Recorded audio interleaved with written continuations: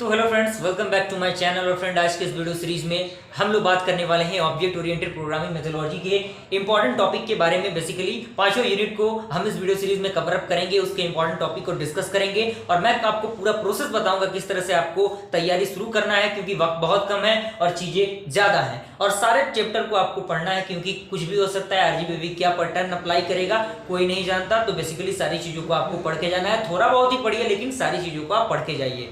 तो हम लोग स्टार्ट करते हैं। सबसे पहले यूनिट फर्स्ट के टॉपिक की मैं बात करूं तो सबसे पहला आपका टॉपिक है ऑब्जेक्ट ओरिएंटेड प्रोग्रामिंग क्या होता है। बेसिकली आपका पता होना चाहिए कि ऑब्जेक्ट ओरिएंटेड प्रोग्रामिंग क्या होता है, क्या उसका प्रोसेस होता है, इसे हम क्यों यूज करते हैं। ये सारी चीजें, बेसिक चीजें आपको पता होनी चाहिए ऑब्जेक्ट ओरिएंटेड प्रोग्रामिंग के बारे में। क्लियर।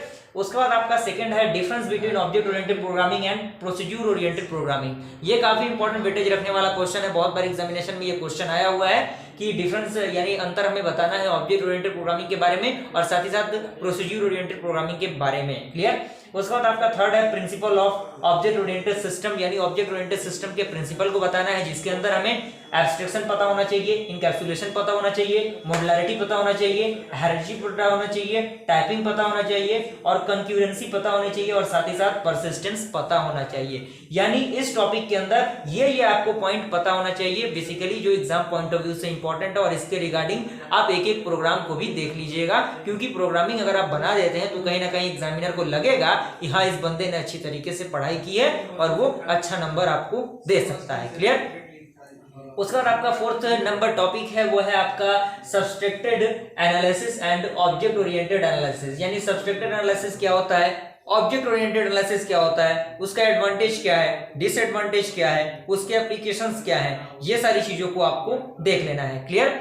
उसके बाद आपका अगला टॉपिक है characteristics of object oriented programming. यानी ऑब्जेक्ट ओरिएंटेड प्रोग्रामिंग में कौन कौन से कैरेक्टरिस्टिक्स यूज होते हैं, जो कि आपका इनकैप्सुलेशन होता है, ओवर रीडिंग होता है, क्लास होता है। ये सारी चीजें जो बेसिक चीजें हैं, छोटा छोटा वो डेफिनेशन है, आप उस डेफिनेशन को इजिली देख सकते हैं। क्लियर। उसके बाद आपका सिक्स्थ नंबर है ऑब्जेक्ट मॉडल। ऑब्जेक्ट मॉडल क्या होता है, इसी में आपको आ जाता है मॉडिफायर क्या होता है। ये सारी चीजें जो है वो आप कंप्लीट कीजिएगा। आरजीबीवी के ऑफिशियल वेबसाइट पे जो नोट्स डाउनलोड होता है, वहां से आप उसको डाउनलोड करके इजीली पढ़ सकते हैं, अगर कोई भी स्टडी मटेरियल आपके पास नहीं है तो। क्लियर।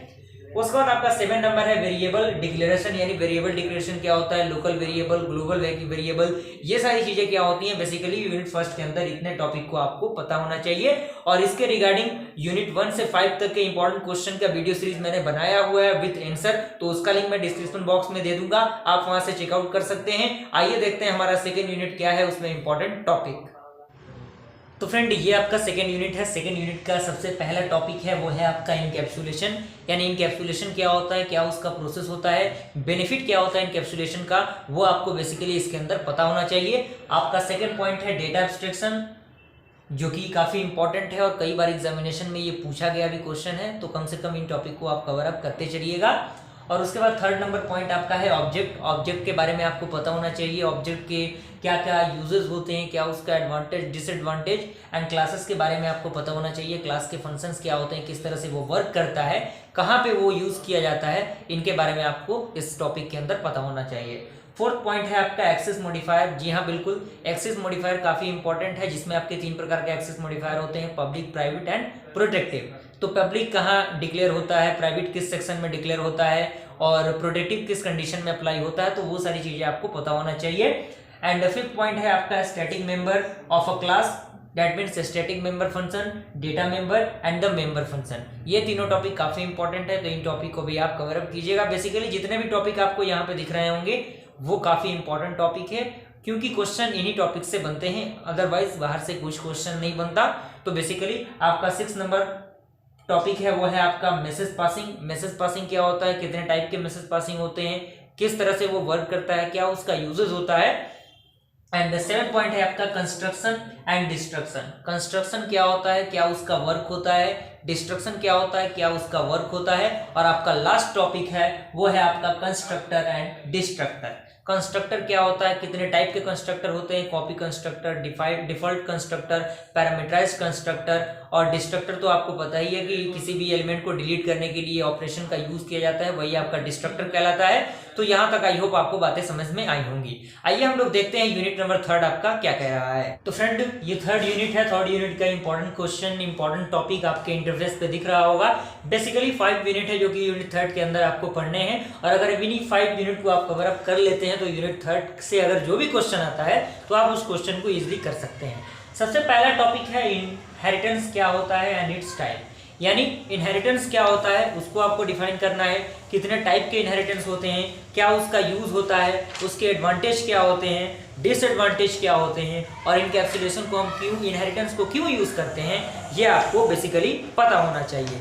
अगर मैं टाइप की बात करूं तो टाइप के अंदर आपको single inheritance, multiple inheritance, hierarchical inheritance, multi level inheritance and hybrid inheritance, इन सारे टॉपिक के बारे में आपको अच्छी तरीके से नॉलेज होना चाहिए। प्रॉपर प्रोग्राम के थ्रू अगर आप बनाएंगे थोड़ा सा अच्छा इफेक्टिव रहेगा वो चीज, और फिगर जो डायग्राम वगैरह है वो उन चीजों को भी आप बनाने की कोशिश कीजिएगा।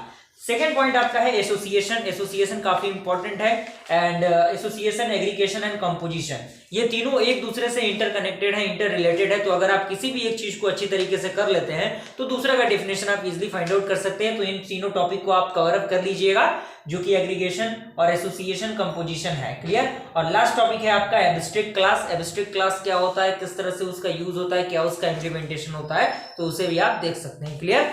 यूनिट 4 के अंदर सबसे इंपॉर्टेंट टॉपिक आता है, वो आता है आपका पॉलीमॉर्फिज्म। यानी पॉलीमॉर्फिज्म क्या है, किस तरह से उसका यूज होता है, क्या उसका इम्प्लीमेंटेशन होता है, एंड टाइप कितने होते हैं। उसके बाद सेकंड है कि method of over reading. Over reading का मेथड क्या होता है, किस तरह से वो वर्क करता है। एंड थर्ड है आपका difference between method over loading and method of over reading.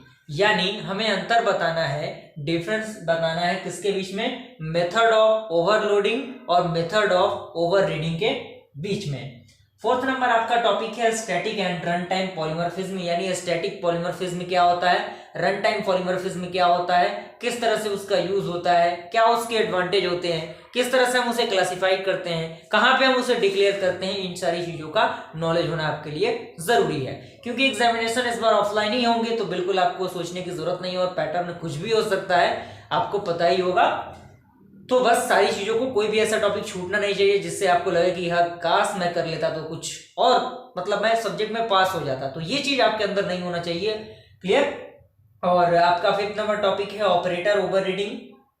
Operator over reading क्या होता है, एंड 6th नंबर जो कि लास्ट है वो है आपका वर्चुअल फंक्शन क्या होता है। तो बेसिकली यूनिट 4 तक के सारे इंपॉर्टेंट टॉपिक आपने देख लिए। आइए हम लोग लास्ट यूनिट को देख लेते हैं, जो कि यूनिट नंबर 5 है। तो फ्रेंड हमारा लास्ट यूनिट है यूनिट नंबर 5। उसके important topic basically 4 important topic है। अगर आप 4 इंपॉर्टेंट टॉपिक को अच्छी तरीके से कर लेते हैं तो यूनिट 5 तक के सारे कंसेप्ट आपके क्लियर हो जाएंगे, और कहीं से भी क्वेश्चन अगर आपके एग्जामिनेशन में पूछता है तो उस क्वेश्चन को आप इजीली सॉल्व कर सकते हैं। क्लियर। तो सबसे पहला टॉपिक है आपका स्ट्रिंग। स्ट्रिंग आखिर क्या होता है, क्या उसका क्लासिफिकेशन होता है, कहाँ पे हम स्ट्रिंग का यूज करते हैं, किस तरह से हम उसे यूज करते हैं। क्लियर।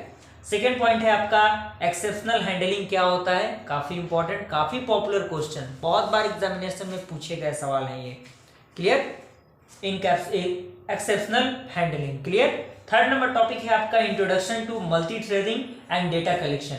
यानी मल्टी थ्रेडिंग क्या है उसको आपको बताना है, एंड साथ ही साथ आपको डेटा कलेक्शन के बारे में भी जानना होगा। क्लियर। लास्ट टॉपिक है आपका एटीएम के बारे में। जी हाँ दोस्तों, एटीएम जो कि डेली लाइफ में आप उसे यूज कर रहे हैं, उसमें किस तरह से वर्क होता है ऑब्जेक्ट ओरिएंटेड प्रोग्रामिंग एटीएम के अंदर। बेसिकली इस चैप्टर के अंदर, इस टॉपिक के अंदर आपको ये चीजें जाननी है, और साथ ही साथ लाइब्रेरी मैनेजमेंट सिस्टम के बारे में भी आपको पता होना चाहिए। तो आई होप यहाँ तक पूरा कंसेप्ट आपको क्लियर हुआ होगा। तो फ्रेंड जो यूनिट 1 से 5 तक का जो प्लेलिस्ट है वो मैंने क्रिएट किया हुआ है, जिसमें इंपॉर्टेंट क्वेश्चन विद सॉल्यूशन को मैंने डिस्क्राइब किया है। हो सकते हैं कि उनसे एक आध क्वेश्चन आपके एग्जामिनेशन में पूछे जा सकते हैं, तो मैं उसका लिंक डिस्क्रिप्शन बॉक्स में दे दूंगा, आप वहां से उसे चेकआउट कर सकते हैं। एग्जामिनेशन में बैठने से पहले मैं रिकमेंड करूंगा कि आप एक बार उस वीडियो को जरूर देखिए। तो मिलते हैं ऐसे इंटरेस्टिंग वीडियो के साथ, तब तक के लिए थैंक यू।